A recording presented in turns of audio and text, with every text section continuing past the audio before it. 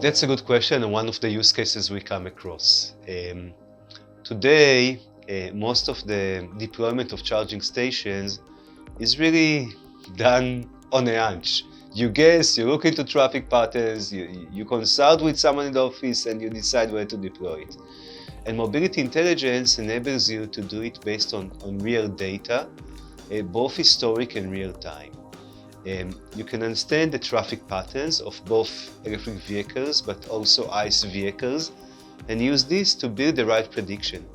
And you can see it for short term or long term. You can see it in different times of the day, because maybe you want to serve in some areas vehicles in the afternoon and in other vehicles in the morning. There are other factors that you need to take into account.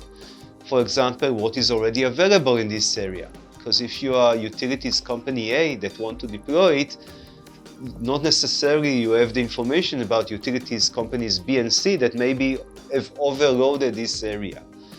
And part of what we do with all the vehicle data we collect, we run it through the mobility intelligence and help our ecosystem partners that deploy those charging stations to make the decisions based on data and not a hunch. And that usually works better.